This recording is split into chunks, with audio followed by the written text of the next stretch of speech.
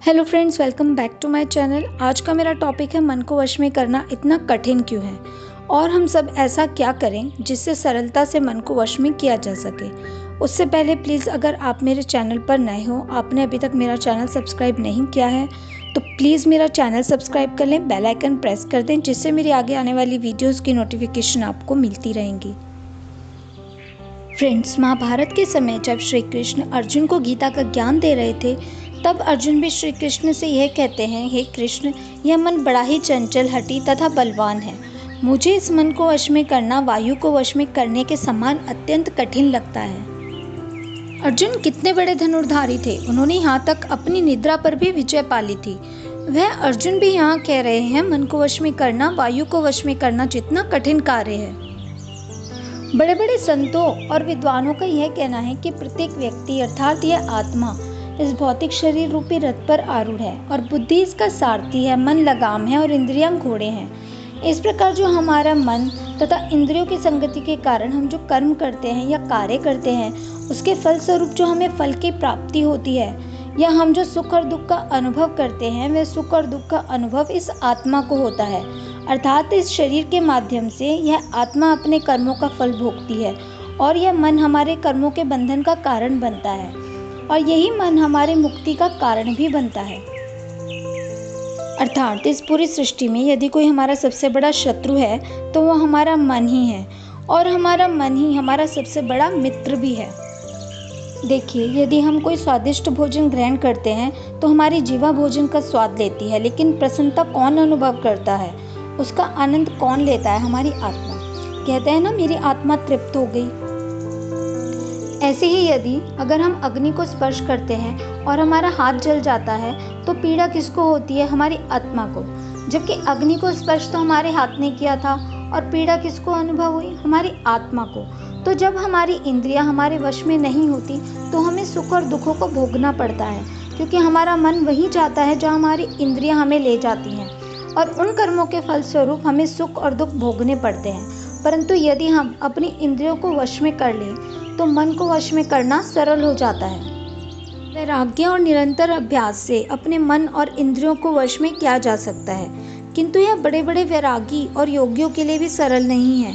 तो हम जैसे गृहस्थ लोगों के लिए, परिवार में रहने वालों के लिए और इस भौतिक समाज में रहने वालों के लिए ये कैसे सरल हो सकता है? हमारे मन में भौतिक वस्तुओं की कामना भी होगी, अधिक से अधिक और अपनी आवश्यकता से अधिक धन अर्जित करने की भी कामना होगी। और यदि हम इस भौतिक संसार में, समाज में रहकर अपनी कामना को दबाने की कोशिश करेंगे तो हमारा मन और भी विचलित होगा। तब ऐसे समय में हमें आवश्यकता होगी कि हम अपनी इंद्रियों का प्रयोग श्री कृष्ण को प्रसन्न करने के लिए करें। आपने सुना होगा कि हम जैसा अन्न ग्रहण करते हैं वैसे ही हमारा मन भी बनता है।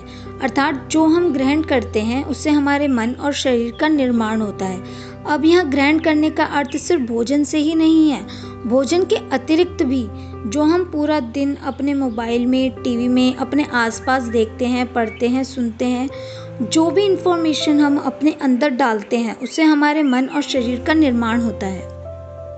एग्जाम्पल के लिए, स्पेशली अगर आप लड़की हो, आपने टीवी में, मोबाइल में, सोशल मीडिया में कहीं भी किसी सेलिब्रिटी की, किसी मॉडल की या किसी लड़की की सुंदर सी ड्रेस देख ली और आपके घर में कोई फंक्शन है या कोई फेस्टिवल आने वाला है, तो क्या होगा? आपका भी मन करेगा कि मैं ऐसी ड्रेस लूँगी, और अगर वो ड्रेस किसी भी रीज़न से आपको नहीं मिली तो क्या होगा? आप बहुत दुखी हो जाओगे। आप पूरा दिन, पूरा हफ्ता, पूरा महीना या हो सकता है इससे भी ज़्यादा समय तक आप यही सोचते रहो, मैं ये ड्रेस कैसे लूँ, मैं क्या करूँ। सिर्फ इतना ही नहीं, जब ये आपकी इच्छा पूरी नहीं होगी तो आपको क्रोध भी आएगा, फ्रस्ट्रेशन भी होगी और बहुत से इमोशन आपके अंदर आएंगे। ऐसे ही अगर आप फूड लवर हो और आपने टीवी में, ऐड में, मोबाइल में, सोशल मीडिया पे अपनी फेवरेट डिश देख ली या कहीं से आपको उसकी खुशबू ही आ गई, जो डिश आप लंबे टाइम से खाना चाहते हो पर डॉक्टर ने आपको हेल्थ इशू की वजह से खाने से मना किया हुआ है, तो क्या होगा? अगर आप उस डिश को नहीं खाओगे तो दुखी हो जाओगे और अगर खा लोगे तो हेल्थ के लिए प्रॉब्लम होगी। तो क्या हुआ? हमारे दुख का कारण हमारी इंद्रियां ही बनी, क्योंकि हमारा मन वहीं जाएगा जहाँ हमारी इंद्रियां जाएंगी। तो यदि हम अपने मन को वश में करना चाहते हैं तो हमें अपनी इंद्रियों को कृष्ण भक्ति में लगाना चाहिए।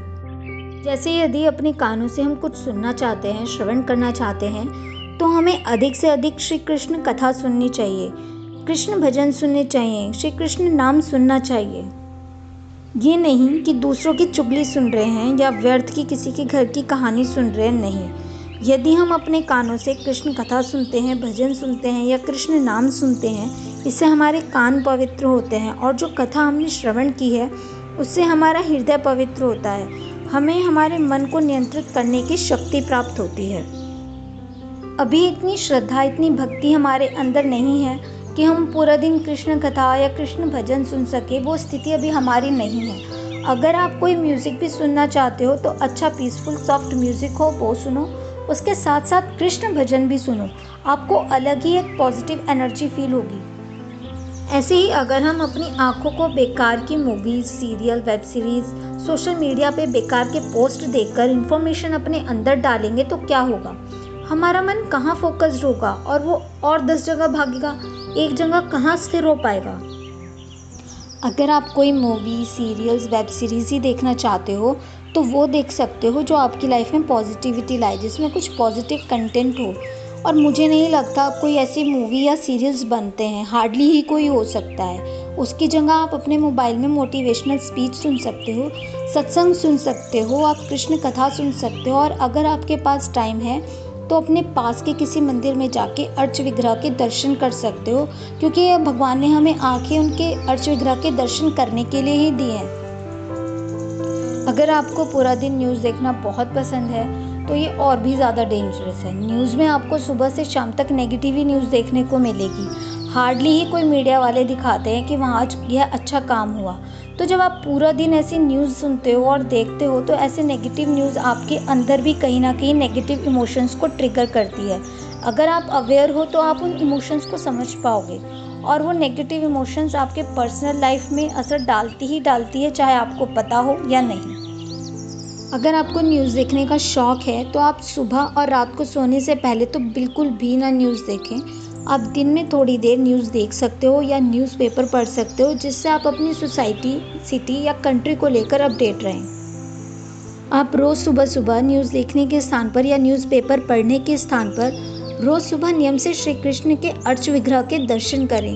दिन में या रात को सोने से पहले जब भी आपके पास समय हो शास्त्र अध्ययन करें, अर्थात आप श्रीमद् भागवत गीता, श्रीमद् भागवतम या श्री रामचरितमानस का पाठ कर सकते हैं।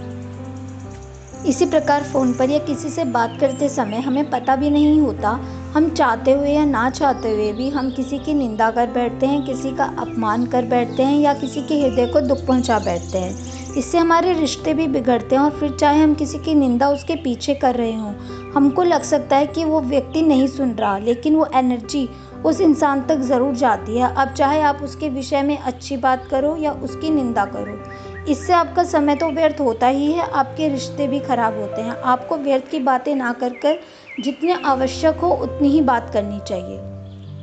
इसके स्थान पर आप किसी से व्यर्थ की बातें ना करके, अपना समय और ऊर्जा व्यर्थ ना करके नाम जप कर सकते हो, भक्तों के संग कृष्ण कथा कह सकते हो या सुन सकते हो, या आप नाम संकीर्तन कर सकते हो। इसी प्रकार अगर आपका कोई स्वादिष्ट भोजन खाने की इच्छा है तो भगवान श्री कृष्ण का ध्यान करके स्वच्छता से बनाया गया सात्विक भोजन का तुलसी दल रखकर आप श्री कृष्ण के अर्च विग्रह को भोग लगाकर ही उनका प्रसाद ग्रहण करें। इस प्रकार जब आप धीरे धीरे अपने प्रत्येक कर्म को श्री कृष्ण की प्रसन्नता के लिए करने लगोगे तो अपने आप आपका मन आपके वश में होने लगेगा, क्योंकि आपने अपनी इंद्रियों को श्री कृष्ण की ओर लगाया है। तो आपका मन भी अपने आप श्री कृष्ण की ओर जाने लगेगा, आपको सच्ची प्रसन्नता का अनुभव होगा, आपका मन आपके वश में होने लगेगा। तब आप अपने मन के स्वामी होंगे, आप अपने मन के दास नहीं होंगे। क्योंकि अगर आप श्री कृष्ण के चरणों की शरण नहीं लोगे, स्वयं को श्री कृष्ण का दास नहीं मानोगे, तब आपको इस संसार का दास बन के रहना पड़ेगा, अपनी इंद्रियों का दास बन के रहना पड़ेगा और आपका मन आपके वश में नहीं होगा। तो यह निर्णय आपका है, आपको किसका दास बनना पसंद है। तो फ्रेंड्स, आपको आज की मेरी वीडियो कैसी लगी? ये वीडियो आपके लिए हेल्पफुल है या नहीं है, प्लीज़ मुझे कमेंट करके बताइए। अगर आपको मेरी वीडियो अच्छी लगी है तो प्लीज़ लाइक कीजिए, शेयर कीजिए। Thank you. हरे कृष्णा।